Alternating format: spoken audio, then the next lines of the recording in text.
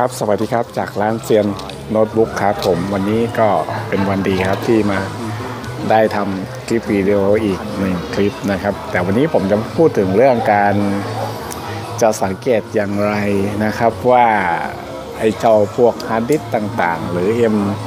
ตัวตูหรือ M SATA ต่างๆเนี่ยนะครับมันเป็นชนิดไหน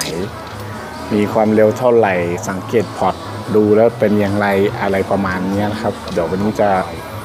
มาพูดไว้เป็นเขาเรียกอะไรเป็นเก็บเบื้องต้นนะครับผมมาไว้เป็นความรู้นะครับจะได้คุยกับคนอื่นเขาได้ประมาณนั้นนะครับผมก็เดี๋ยวไปชมกันเลยดีกว่านะครับผมโอเคครับไปชมกันเลยเอาละมาก็เดี๋ยวผมพาไป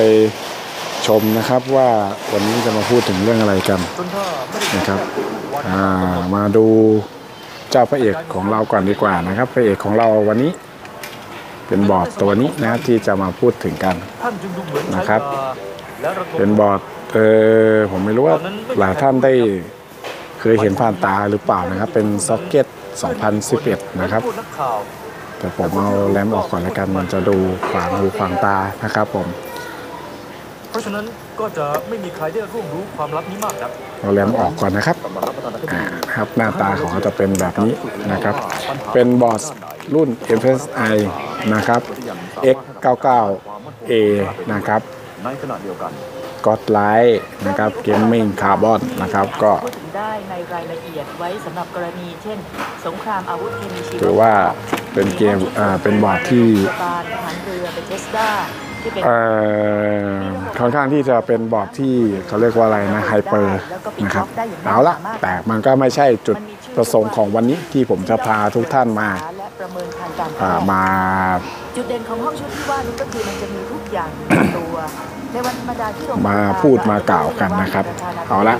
สิ่งที่ผมจะพูดกล่าวกันนะครับคือเจ้าตัวนี้นะครับ M.2 นะครับผม M.2 นะครับผมมีทริคให้ท่านผู้ชมจะมีเคล็ดลับหนึ่งที่แพทย์ประจำทำเนียบขาวนะครับทริคของผมก็คือผมจะสังเกตนะครับตัว C นำสัญญาณนะครับก็คือฟ้องสุภาพสตรีหมายเลขหนึ่งค่ะครับท่านผู้ชมจะเห็นนะฮะอันนี้เป็น C นำสัญญาณนะครับผมตัว C นำสัญญาณจุดตรงนี้นะครับเดี๋ยวผมไม่มีตัวชี้ให้ดูเดี๋ยวแป๊บนึงตัว C นำสัญญาณเดี๋ยวผมหาอะไรชี้ไม่ได้นะครับตัว C นำสัญญาณนี่นะครับตัวนี้ตัว C นำสัญญาณนะครับสังเกตนะครับตัวนี้จะมีทั้งหมด4ตัวเห็นไหมเราจะดูที่ลายปิ้นนะครับเห็นไหมลายปิ้นที่มันจะมีลายเล็กๆนะครับปิ้นขึ้นมาแล้วก็ผ่าน R ผ่าน C อะไรต่างๆนะครับสังเกตที่ตัวนี้นะครับถ้าแบบนี้ C นำสัญญาณมีทั้งหมด1 2 3 4ตัวนี้มี4ชุดแสดงว่าเป็น1 SATA นะครับข้างหลังไม่มีนะครับข้างหลังไม่มีนะครับตรงนี้จะไม่จัดว่าเป็น C นำสัญญาณนะครับตรงนี้จะไม่มี C นำสัญญาณเลยนะครับมีแต่ชุดข้างหน้าที่เรียงกันนะครับ4ตัวเพราะฉะนั้นตัวนี้จะเป็น M.2 ธรรมดาคือเป็น1 SATA นะครับถามว่าเป็น1 SATA จริงไหมผมจะให้ดูจุดตรงนี้นะครับจริงๆแล้วในระบบ SATA ในระบบ SATA ของเราเนี่ยจะประกอบไปด้วย C นำสัญญาณ4ตัวนะครับผมลงมาดู M SATA นะครับ M SATA ตัวนี้เห็นไหมครับท่านหลายๆคนก็อาจจะรู้อยู่แล้วนะครับว่า M SATA เนี่ยนะครับจะเป็นแค่ SATA แล้วก็มาออกแบบวงจรเป็นในลักษณะของเมมโมรีนะครับให้อ่านเขียนได้เร็วขึ้นเพราะฉะนั้นชุดของ M SATA เนี่ยจะมี SATA 1 ชุดนะครับที่เห็นกันอยู่นะจะมี C นำสัญญาณอยู่4ตัวนะครับเพราะฉะนั้น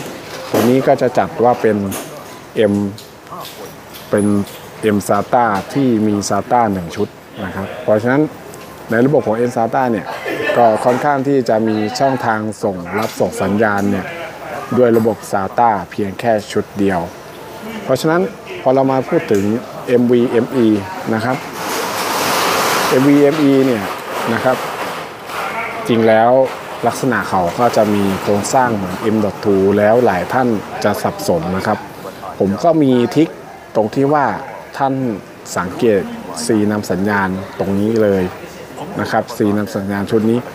NVMe เนี่ยจะมี C นำสัญญาณทั้งหมด2ชุดคือพูดง่ายๆจะมีเพิ่มขึ้นมาอีก4ชุดคือพูดง่ายๆจะมี C ทั้งหมดอีก8ตัวคือ1 SATA 1ชุดก็จะมี C ทั้งหมด4ตัว SATA 2ชุดก็จะมี C ทั้งหมด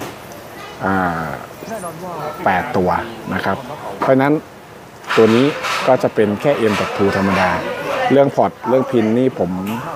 มจะไม่ไปลงลึกนะครับเพราะว่าบางคนก็อาจจะจำพินจำอะไรแต่ถ้าเป็นเทคนิคของผมจะดูที่ C นำสัญญาณเป็นหลักนะครับเพราะว่าตรงนี้จะบ่งบอกว่าถ้ามี C นำสัญญาณแบบนี้แสดงว่าไอ้ตัวชนิดของไอ้ตัว M.2 ตัวนี้เป็นชนิดแบบไหนนะครับยิ่งมีเยอะยิ่งรับส่งสัญญาณได้เยอะนะครับเพราะฉะนั้นตัวที่ผมเอามาโชว์อยู่ตัวนี้มี SATA แค่ชุดเดียวนะครับก็ถือว่าเป็นพื้นฐานนะเป็น M.2 ธรรมดาอันนี้คือชุดของผมนะครับ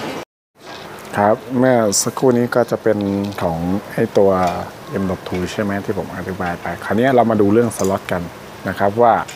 สล็อตที่ใส่ M.2 นะครับแบบไหนคืออะไรนะครับแต่จริงๆแล้วที่ผมมีมาอยู่เนี่ยจะเป็นแค่ตัวเดียวนะครับแต่ก็ให้รู้ไว้ว่า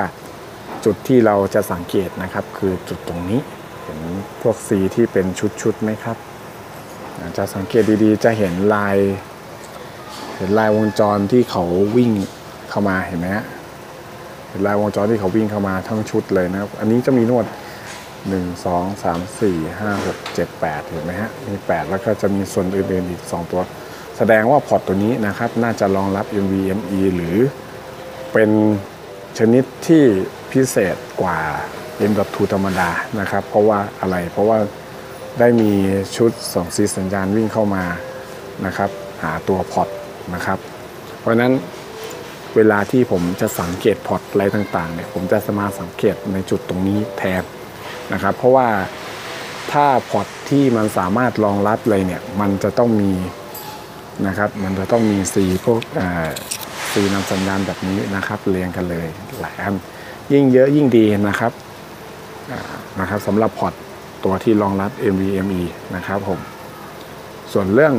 บางคนอาจจะดูเรื่องฟันเขี้ยวอะไรต่างๆนะครับอันนั้นก็จะอีกกรณีหนึ่งนะครับดูแบบนั้นก็ได้นะครับแต่อย่างไรก็ตามก็สู้ดูการที่ C นำสัญญาณตรงนี้ไม่ได้นะครับเพราะว่าตรงนี้มันจะบอกได้เลยนะครับว่าใช้งานได้จริงนะครับผมส่วนอีกส่วนหนึ่งที่ผมจะพาไปดูนะครับจะเป็นสล็อตไอตัว VGA นะครับอันนี้เป็นเกร็ดความรู้นะครับอย่างเช่นตัวนี้นะครับเห็นไหมฮะมี C นำสัญญาณนะครับมี C นำสัญญาณมาแค่ครึ่งสล็อตเองนะครับจะสังเกตว่าทางสล็อตนะครับสามารถใส่การ์ดจอได้แต่ตัว C นำสัญญาณมาแค่ครึ่งหนึ่งนะครับเพราะฉะนั้นอันนี้ถ้าผมจำไม่ผิดน่าจะเป็น X4 นะครับหรือ X8 นะครับถ้า X8 หรือทับ X4 นะคือจะมาแค่นี้แต่ไม่เต็ม X16 นะครับผมมีตัวอย่างตัวอื่นอย่างเช่นพอร์ตตรงใต้นี้สักครู่นะครับพอร์ตตรงใต้นี้ไม่รู้ว่าท่านผู้ชมจะเห็นนะเดี๋ยวแป๊บนึงนะฮะ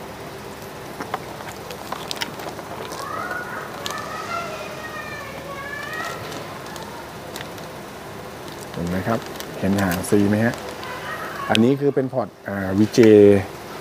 นะครับ VGA หลักเลย 16X นะครับจะสังเกต C นำสัญญาณของเห็นไหมฮะ C นำสัญญาณข้างล่างเห็นไหมครับเรียงกันเป็นชุดเลยนะเห็นไหมครับอันนี้ก็คือจะเป็น 16X เต็มเลยนะฮะเห็นไหมครับ C นำสัญญาณนะครับเพราะฉะนั้นการสังเกตเรื่อง C นำสัญญาณเนี่ยก็จะดี อย่างหนึ่งนะครับเป็นจุดอย่างหนึ่งที่สามารถบ่งบอกตัวอุปกรณ์นั้นว่าอุปกรณ์นั้นเนี่ยสามารถมีความสามารถอะไรและพิเศษแบบไหนได้บ้างผมมีตัวอย่างอีกตัวอย่างหนึ่งนะครับเป็นการ์ดจอเห็นไหมฮะเป็นการ์ดจอนะครับเห็นไหมครับเห็น C นำสัญญาณไหมครับเรียงเป็นแถบเลยนะครับถ้า C ตัวนี้หายก็จำนวน X ก็จะหายไปด้วยนะครับเพราะว่ามันไม่สามารถที่จะนำสัญญาณลงในตัวแผ่นแท็บเขาเรียกอะไรนะแท็บไอตัวแท็บของพินสล็อตได้นะครับจะมีอยู่ฝั่งเดียวนะฮะเห็นไหมครับเพราะฉะนั้นในเรื่องของ C นำสัญญาณเนี่ยผมคิดว่าน่าจะเป็นเรื่องที่เขาเรียกอะไรนะเป็นความรู้ติดตัวไว้สักนิดนึงเวลาจะเลือกใช้อุปกรณ์นะครับเวลาจะเลือกใช้อุปกรณ์อะไรต่างๆเราก็สังเกตดูมันนิดนึงนะครับผมมันก็สามารถจะระบุประเภทได้ด้วยนะครับถ้าเรา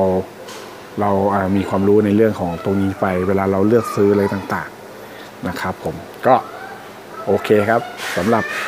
เก็บความรู้นะครับผมคิดว่าได้ไปก็ไม่มากก็น้อยละนะครับผมโอเคนะครับสวัสดีครับเดี๋ยวไปต่อในคลิปท้ายคลิปครับ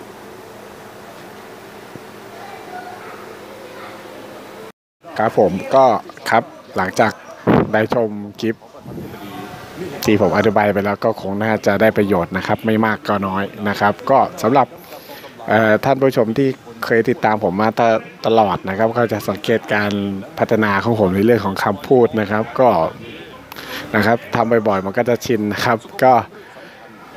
ขอขอบคุณนะครับทุกคำติชมนะครับไม่ว่าจะในแง่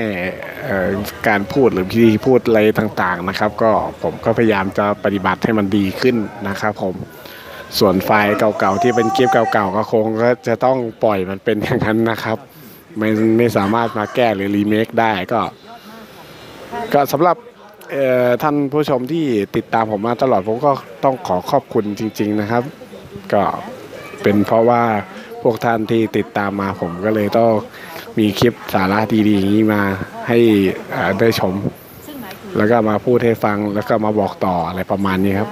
เหมือนเดิมครับก่อนจากกันก็อย่าได้เจ็บอย่าได้จนนะครับให้ร่ำให้รวยมีสุขภาพแข็งแรงทุกท่านนะครับสวัสดีครับบ๊ายบาย